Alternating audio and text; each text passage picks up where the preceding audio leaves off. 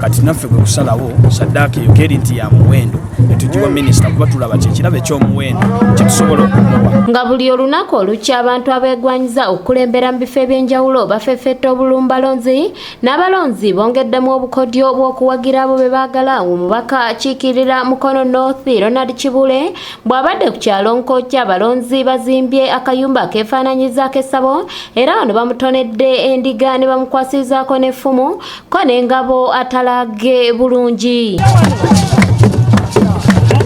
Era nga tusaba Katonda w'abajjajja okukulembere buli akuvuganya na buli akwesimbyeko na buli akukonjera sebo talina wagenda kuyita kubanga ffe twatudde ne tusiima abakulu ne basiima. Okusinziira ku ssentebe w'ekyalo kino Richard Baligambe ategeeza ng'ekyalo kino bwe kikkiririza mu buwangwa era ng'endiga ye Saddaaka esinga okuba ey'omuwendo gye bamuwadde nga bwannyonnyola. Sebo eyo kirabo kye twasobodde okukugulira era ng'akabonero k'endiga kalaga buwanguzi n'omuntu gw'okyasinze okwetaaga ennyo.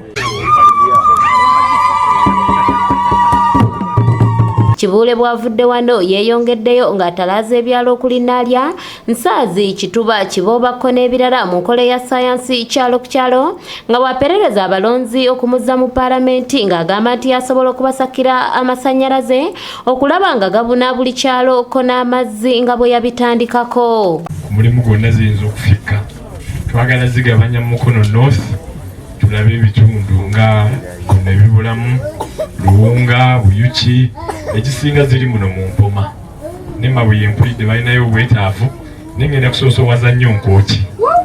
Saagenda mu kabineti kubanga kabineti yali yayisa ssente zinkozesa minisitule nga nsobola okugamba enkya basime kyenakola.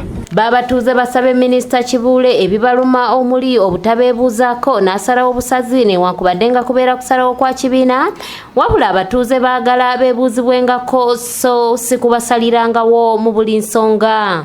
N'otakola eby'abantu kati nga obutuuka mu kalulu okomawo eno mu bantu so si tukomawo mu pate abantu nfunye abantu bangi ekyo si kyange naago maloboozi bwegali so kalowoozi ekibadde kibuuzo. Patrice Kyewalabye yakusakidde eggulire lino ku lwa ABS Television. Oli naakugamba kale abavubuka ekiseera kituuse naffe tukwatemu bannanga abavubuka tuli bangi naye bwe weegomba engatto nga si zizo tozitwala mu oversize.